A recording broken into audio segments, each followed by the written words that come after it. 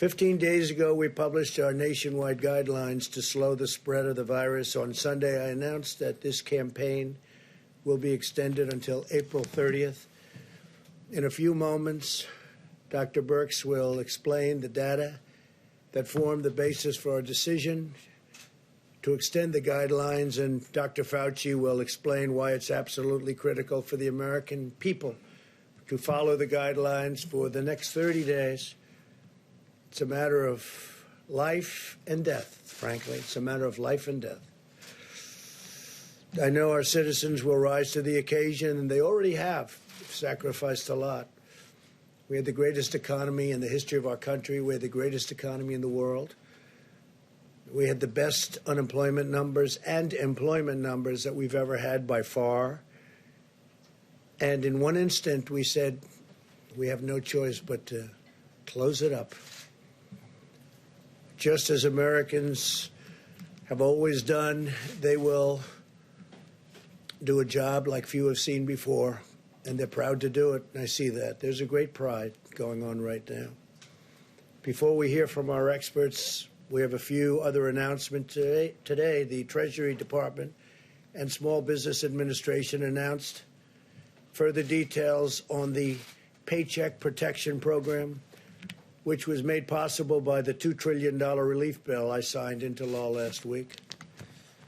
Nearly $350 billion in loans will soon be available through lending partners to help small businesses meet payroll and other expenses for up to 2 months. These loans will be forgiven as long as businesses keep paying their workers. This includes sole proprietors and independent contractors. Applications will be accepted starting this Friday, April 3rd. So on Friday, April 3rd, that's when it begins. Earlier today, I spoke with leading internet and phone providers who are doing a tremendous job of keeping our internet and lines of communication flowing under very strongly increased strain. The business is more than anybody's seen before because everyone's inside. They're all making calls. Among the leaders I spoke to were Hans Vestberg of Verizon Communications, Randall Stevenson of AT&T, Mike Sievert of T-Mobile, Thomas Rutledge of Charter Communications, Brian Roberts of Comcast, John Malone of Liberty Media, Dexter Goy of Altice, Michael Combs of Sprint, and Araya Borkoff of LionTree. Also, Pat Esser of Cox Communications and Jeffrey Story of CenturyLink. They're doing an incredible job. If you look at other continents, if you look at Europe, they went a different route than we did, and a much different route. We were talking about that just a little while ago.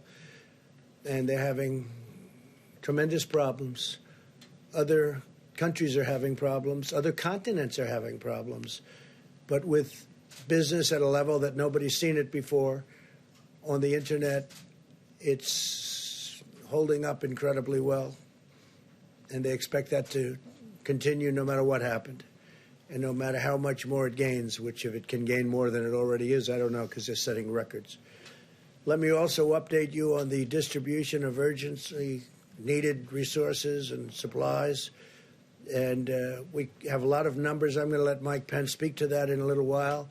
But we're giving massive amounts of medical equipment and supplies to the 50 states. We also are holding back quite a bit. We have almost 10,000 ventilators that we have ready to go. We have to hold them back because the surge is coming, and it's coming pretty strong. And we want to be able to immediately move it into place without going and taking it. So we're ready to go, and we've also distributed. I just spoke with Governor of Michigan, had a great conversation, and we sent a large number of ventilators to Michigan. We're sending them to Louisiana. We sent additional ventilators to New York, additional ventilators to New Jersey.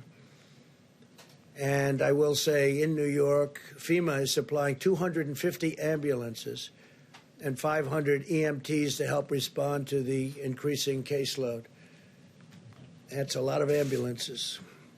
In California, the Army Corps of Engineers is developing 8 facilities to expand hospital capacity up to 50,000 beds, 50,000. And had a great conversation last night with Gavin Newsom. He's doing a really good job. We're in constant communications. The USNS Mercy hospital ship is now operational. It's in Los Angeles and receiving patients. And in New York, as you know, the Comfort, everybody watched that. It's in place and will be in a very short while receiving large numbers of patients, over 1,000 rooms and 12 operating rooms.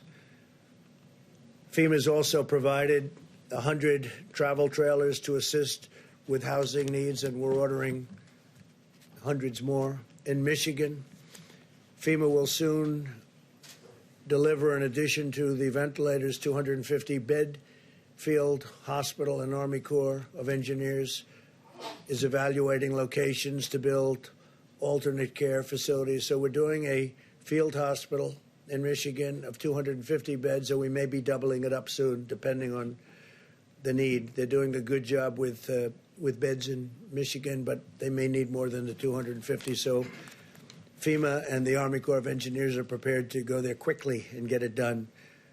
In Louisiana, we're delivering 2 field hospitals to provide 500 new hospital beds. I've been talking with the governor, John Bel Edwards, and the Army Corps of Engineers has been really doing incredible work, establishing 3,000-bed alternate care site at the New Orleans Convention Center, which will be operational, believe it or not, this week. So we're doing a 3,000-bed alternate care site, and we're also doing a 500-bed new hospital. And that's in Louisiana, which really got hit. It started off very late, and it was looking good, and then all of a sudden it just reared up, came from nowhere. In addition to the supplies we're delivering, we're also giving hospitals the flexibility to use new facilities, including surgical care centers, to care for hospital patients who are not infected. For example, I know that many expectant mothers are understandably concerned about exposing their newborn babies to the virus, and they should be. With our action yesterday, hospitals now have the authority to create special areas for mothers to deliver their babies in a very safe and healthy environment, totally separate. Over the past 2 months, the U.S. State Department has organized one of the largest and most complex international evacuation operations in American history.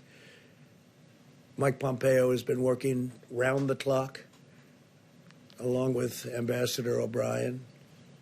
Since January 29th, we have successfully repatriated over 25,000 Americans from more than 50 countries where they were literally stuck, in some cases locked in. And I salute the incredible public servants at the Department of State, as well as their counterparts at DHS and HHS, who have played such an important role in doing this. You probably read about the young people in Peru and young people in Brazil, and they were absolutely stuck, and we got them out. Got them. Almost everybody is out now, back home with their parents, their wives, their husbands. I want every American to be prepared for the hard days that lie ahead.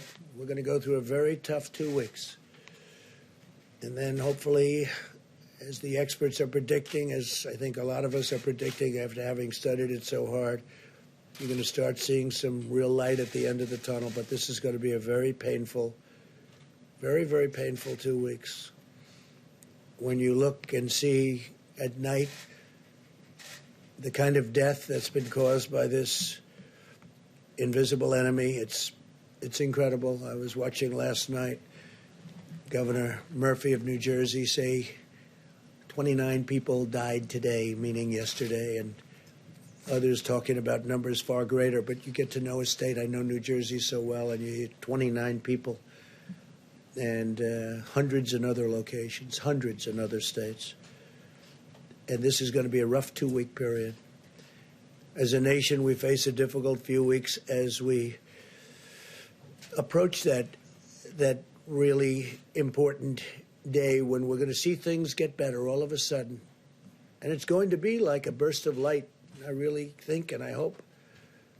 Our strength will be tested and our endurance will be tried, but America will answer with love and courage and ironclad resolve. This is the time for all Americans to come together and do our part.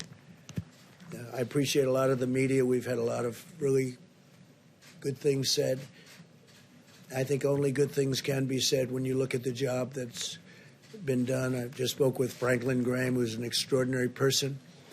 And Samaritan's Purse has been, like so many others, just been amazing and so fast. They did it so fast. He's been doing that for a long time, but I think people are really seeing what they have done. Franklin Graham, very special family. As we send plane loads of masks and gloves and supplies to the communities battling the plague, and that's what it is. This is a plague. We also send our prayers. We pray for the doctors and the nurses, for the paramedics and the truck drivers and the police officers and the sanitation workers, and above all, the people fighting for their lives in New York and all across our land. I watched as doctors and nurses went into a certain hospital in Elmhurst this morning. I know Elmhurst, Queens. I grew up right next to it. I know the hospital very well. Been seeing it all my life, my young life. And I will tell you that to see the scenes of trailers out there and what they're doing with those trailers, they're freezers, and nobody can even believe it. And I spoke to some of my friends. They can't believe what they're seeing. And I watched the doctors and the nurses walking into that hospital this morning. It's like military people going into battle, going into war. The bravery is incredible. And I just have to take my hat. I would take my hat. If I were wearing a hat, I'd rip that hat off so fast, and I would say, you people are just incredible. They really are. They're very brave. They're going in, and they don't know. You have lots of things flying around in the air. You don't know what you're touching. Is it safe? And you also see where you have friends that go into the hospital, and you say, how is he doing 2 days later? And they say, sir, he's unconscious, or he's in a coma. So things are happening that we've never seen before in this country. And with all of that being said, the country's come together like I've never seen it before. And we will prevail, we will win, and hopefully it will be in a relatively short period of time.